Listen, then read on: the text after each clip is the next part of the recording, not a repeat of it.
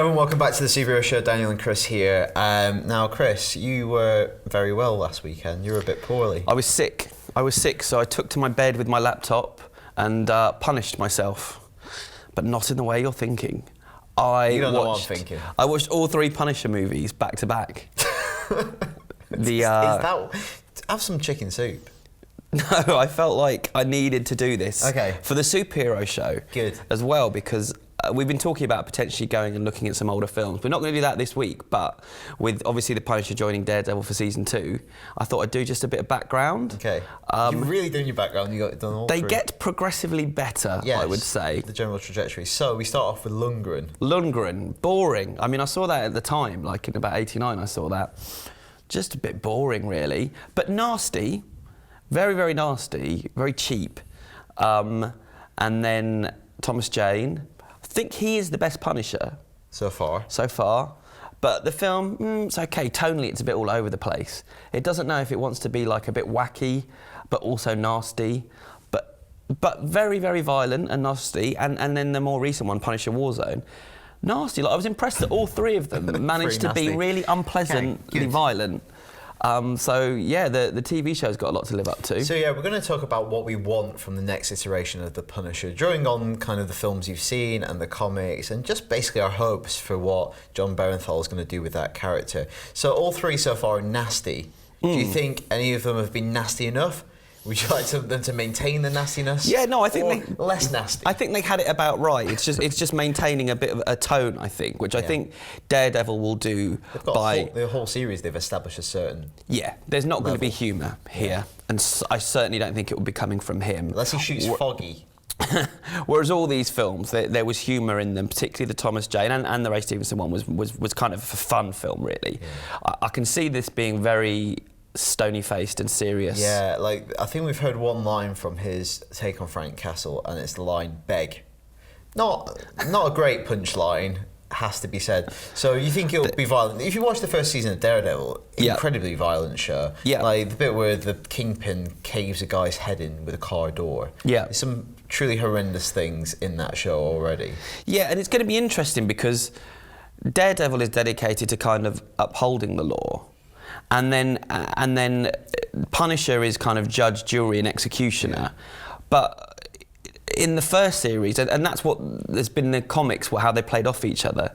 But in the first series, Matt Murdock felt like he was kind of stepping over that line a little bit. It's almost like he's gone through that journey. So it's a brilliant antagonist to have, antagonist come hero that you can introduce in that second series to act as kind of mirror to Matt Murdock on the journey he's just gone through, because he hurt people really badly in that first show, and he had to go. The first scene is talking to the father in church about the awful things he's going to do, and it seems like Frank Castle will have none of those qualms. So it'll be interesting to see if he can ever reach him and kind of reason with him. Yeah, and the best. The best storylines from the comic books when the 2 have been on the page together have been when they've been, I think, pursuing the same person, and it's these 2 differing approaches, sort of in terms of violence, in terms of philosophy. So I think it'll be interesting if they've both got a common enemy, whether it's Kingpin or someone we don't know about at this point. They both live by that mantra. It's almost like a strapline for the first season of Daredevil was whatever it takes. And I think through that first season, Matt realised that it's not whatever it takes, and he's not alone. He doesn't have to be alone through this quest, and it's about him opening up and sharing things with other people. Yeah. Whereas Frank Castle is one of the most solitary characters in the Marvel universe. He lost his entire family. It's one of the reasons he's on that. Yeah, I've got some quotes actually from Bernthal, who says, what quote do you want? He said, "They were bold enough to let me go full out 100% in one direction and then go back in the other and not have to sit there and spoon feed the audience." So he's going to go to extremes. He says it's going to be bold and nuanced. There's going to be no half steps or middle ground. So it's going to be nasty, like I was hoping. They're going to never do half measures, never be apologetic, never to pursue likability. Wow, they're not totally unconcerned about that. Yeah, but he said the kind of fear they had going in was that he does things so bad early on that you lose the audience. You're repulsed by him as a character. Yeah, by episode 2, he was saying they've been trying to find this balance where he's got to go to dark places but not put people off so they can't get behind him for the rest of the show. So, yeah, and that's got me excited. Very cool. I've heard some of the stories about how he's been preparing for the role, and he's been walking to set every day on his own, like for hours across the Brooklyn Bridge, not speaking to anyone. Yeah, and he killed his wife and kid, didn't he? To get into the role? Yeah. To get into that headspace, and what's the best way of doing this? I'll probably just kill my wife and kid. Are there any of the comic book storylines or anything that you've kind of... Obviously, there's lots of good stuff out there. Garth Ennis' stuff is, revered as some of the best Punisher stuff. All the Marvel Max stuff is really good. And the Punisher Max stuff is what he said that's what they're basing on largely. That's the version of the character. I feel like all this Netflix stuff is kind of really tapping into... Well, it's Marvel Max, and also when I grew up, it was called Marvel Knights, and it was the imprint of Marvel Comics that really, you can argue, saved Marvel Comics in general as a company. Because in the early 90s, Joe Quesada got this kind of little imprint, and he took Daredevil as one of the characters with him, Black Widow, and a few others, and launched these more kind of mature, and they hired really good writers to work on those characters. No specific art, but there's one, I've been reading Secret Wars recently. And there's a fantastic moment early on in Secret Wars where all these different universes and continuities are clashing and combining. And it's basically the end of the Marvel universe that we've known since the early 60s. Because it's the end of the world, Kingpin organises like drinks for all the villains who all meet up and go, we didn't succeed in destroying the world or all these heroes, physics is basically going to do this for us. Yeah. And it's the end of the world as we know it. Everyone's going to die. All these villains have got a day to live. And still, Frank Castle turns up to kill them all before the end of time because there's no escape. Even though that act is futile, he's still going to kill them a day earlier. Punishment's coming. What a brilliant detail is going... No forgiveness. Not even on the end of days. And I love that. I really hope they do make he's that sort of character. I'm also a fan of The Devil in Cell Block H. Okay. Do you know that storyline? It's I guess it's maybe a bit of a cliche, but I think it'd be fun to watch. It's where Matt Murdock gets arrested and thrown into prison in Rikers Island with all the criminals he's put away. And Frank Castle, even though he doesn't like him, he knows that he's trying to achieve a similar thing to him, so Frank Castle gets himself arrested, and it's the two of them trying to survive in prison. Imagine if that's a bottle episode. That's exactly what I was thinking, like, as a one-off. That's why we talked about season 2 of Daredevil and our hopes, and I hope there's more kind of mini arcs rather than one big story. Yeah. That'd be brilliant if there's like just a bottle episode. Yeah. Make it happen. That's a really good idea.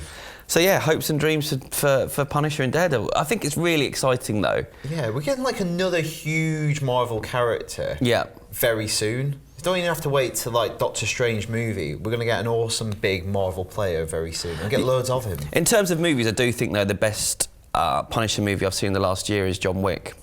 Yeah, that's a really good shout. Cool. And what do you think of the upcoming take on The Punisher? Let us know, superhero@ign.com. And let's get on to your feedback. You are first up, I believe. Yeah, this is from Darren Booker, who's from Shipley.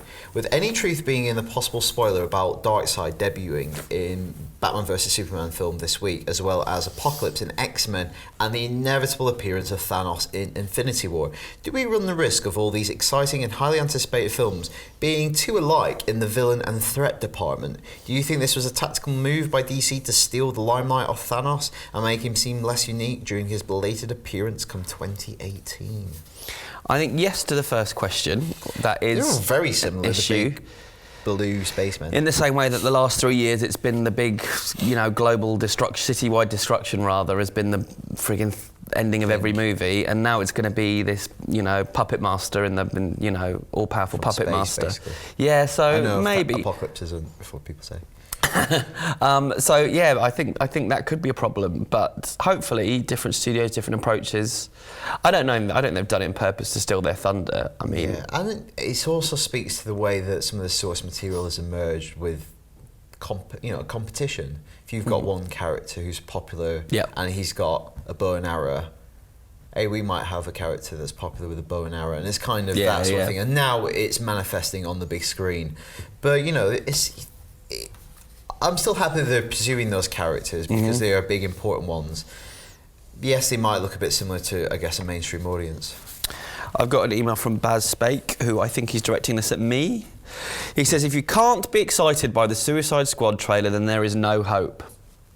It's now taken over from Dawn of Justice, of what I'm more looking forward to.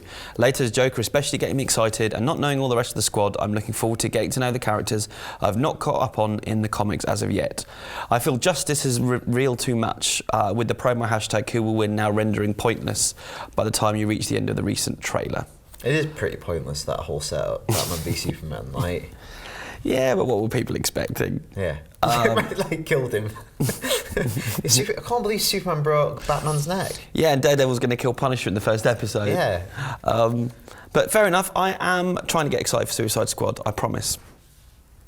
Okay, this is from Daniel Saul from Kettering. I love the fact that it's just two dudes on a sofa in what could easily be one of your living rooms with a shelf of memorabilia and collectibles. Yep. Yeah. Well, actually, a lot of that stuff is ours. Yeah, and this is my living room, so... Yeah.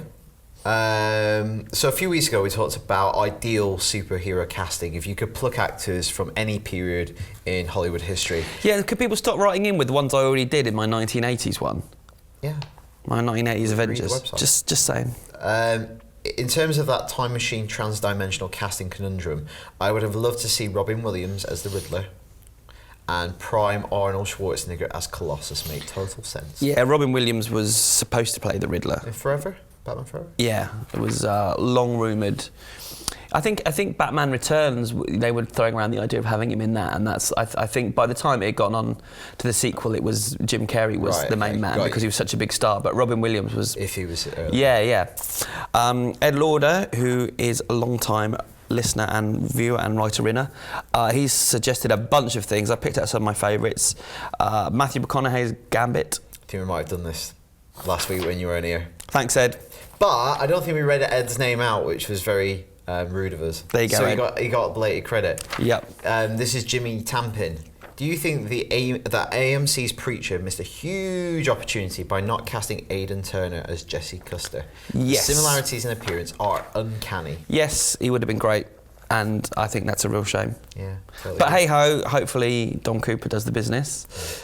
I've got two last ones here. Steve Grouse says, I'm an avid reader of Deadpool, and I feel it's inevitable that Cable will make an appearance in a second Deadpool movie. My ideal choice for Cable is John Hamm. I know you have discussed him playing Shazam, but I feel he would be better as Cable. Also, Hamm and Reynolds would make an excellent duo on screen. Cannot argue with that. Yeah, although I think I've read quotes in the past from John Hamm where he's pretty down on superhero movies in general, but that's before they come with the bumps. And finally, Nathan Hall's written in a very lovely email, but quite a lot of it, I had to stop reading it because it was spoiling Flash stuff, because I'm catching up on the Flash at the moment, so I'm just not going to read it out. But I will read out the first bit. He says, I want to say I apologise if Fist Dan Stevens won't get you the actor now, as he's been cast as the lead in Fox's Marvel show Legion. And this news broke overnight, before we did this. And yeah, it's a great role for Dan Stevens to be getting. We do get a Marvel role. We were close. We were close. Yeah, we were so close to Fist Dan Stevens. Yeah, I mean, I'm pleased that he's got a role, because we've been doing this because we're a big fan of his, and it sounds like it's going to be a really interesting show, and it's the Fargo showrunner doing it, which which really is cool people involved in those shows. a great sign. But yeah, we need to start a new campaign then if Fist Dan Stevens has failed. Right, so have you got any suggestions who could be up for the role of Iron Fist? Yeah, someone who's definitely on Twitter so we can at them when we put Fist before their name. Yeah. Let us know, superheroShow@IGN.com. Until next week, for everything on DC, Marvel, and everything else related to superheroes, stay right here on IGN.